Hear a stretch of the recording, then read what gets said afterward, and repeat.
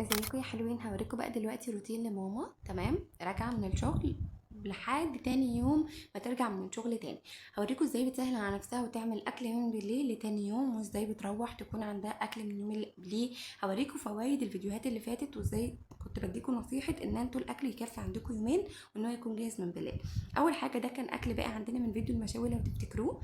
بعد ما روحت خدنا شاور، رجعنا الهدوم بتاعتنا مكانها، ودي حاجه مهمه جدا عشان نحافظ على نظافه البيت. وبعد كده كلنا، وبعد كده غسلنا مكان الحوض والمطبخ كان رايق. طيب قعدنا بقى شويه ارتحنا وكده، وبعد كده بدانا ان احنا نجهز اكل اليوم اللي بعديه. طيب ده كان شيش متخزن في الفريزر زي ما احنا شفناه في التفريزات، طلعناه عملنا له تتبيله. وهنقطع الخضار دلوقتي هتشوفوها. كيوبس كده بتبقى كبيره عشان ترضى تدخل يعني في العصيان، وفي نفس الوقت ما تتبلش بسرعه وهي بتستوي. تمام، شوفوا شكله بقى القمر. رتبناه كده وغلفناه بستريتش راب، وحطينا باقي التتبيله دي في طبق في الفريزر لان هنحتاجها في التسويه بكره، هتشوفوا في باقي الفيديو. اوكي، احنا كنا خلصنا بقى، هنبتدي بقى ان احنا ناخد شاور ليايا. تمام، قبل ما ينام، ده كله في نفس اليوم بالليل. بنجهز هدومنا بتاعه الشغل تاني يوم، دي حاجه تريك برضو بتوفر علينا وقت كتير جدا الصبح. جهزنا الوجبه بتاعته. هنا بقى ده كان تاني يوم. اوكي، رايحين ورده منوره كده ولابسين نفس الهدوم اللي احنا محضرينها. اوكي، هنطلع بقى نروح الشغل. شنطة يايا وشنطتي بقى بهدلة، مش مشكلة. هنا بقى رجعنا طبعا هلكانين وتعبانين. هنرجع هدومنا زي ما قلنا مكان. طيب هننزل بقى دلوقتي بعد ما قعدنا شويه وشربنا حاجه وريحنا كده، نبتدي بقى نعمل الرز اللي هناكله جنب الشيش بتاع امبارح، ونطلع الشيش من التلاجة.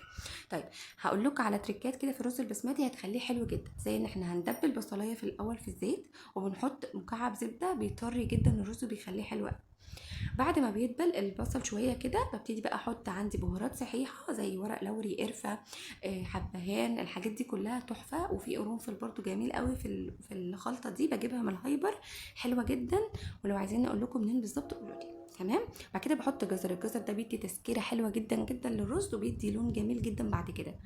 تمام، بعد كده بقى هنا كنت نقع الرز حوالي 10 دقايق قبل ما احطه يستوي.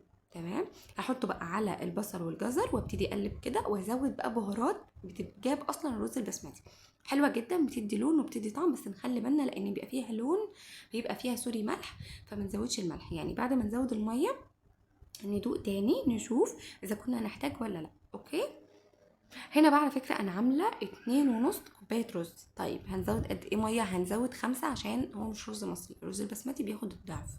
شوفوا بقى اللون تحفة قوي قوي قوي بصراحة. البهارات دي حلوة جدا.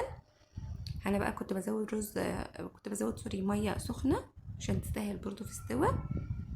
بس هنا بقى مش بنوطي ولا اي حاجه زي الرز المصري، لا احنا بنسيبه يتشرب تماما، وبعد كده نبقى نطفي، نوطي سوري، وبعد كده نكمل سوا عادي. اوكي، هنا بقى يبتدي يغلي كويس قوي، هنغطي عليه وهوريكم دلوقتي وهو بيتشرب. على فكره هنا عملنا بقى سناك لينا، مش هنقعد جعانين ده كله اكيد. على حسب برضو باباكو او يعني جوزكو او كده بيجي امتى علشان تاكلوا. تمام، بصوا لي بقى على الفلفله، تحفه تحفه تحفه. وهتشوفوا بقى الفلفله الاكتر وقت الغرف. هنا حلو قوي اللون. هنا بقى كان عندنا غسيل خلصناه، بنستغل بقى الوقت على ما الرز يستوي.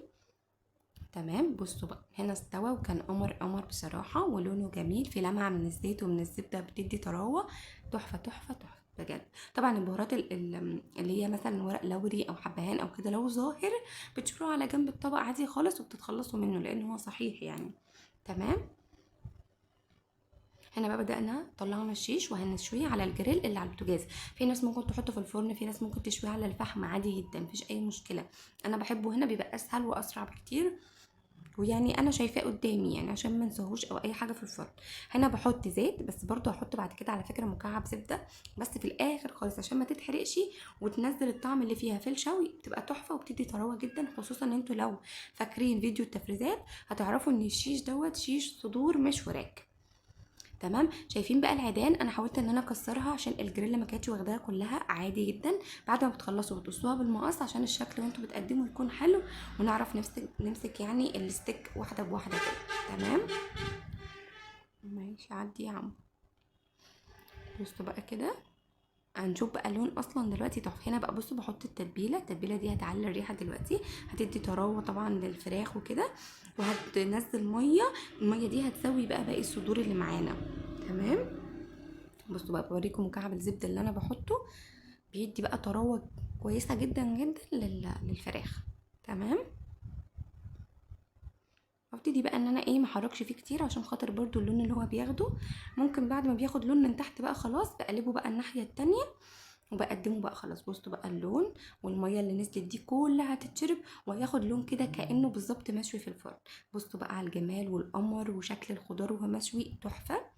ده لسان عصفور عملناه جنبه عادي، رز بقى لونه خطير برضو. احنا بقى خلصنا يومنا الحمد لله، روقنا مطبخنا كان معتاد.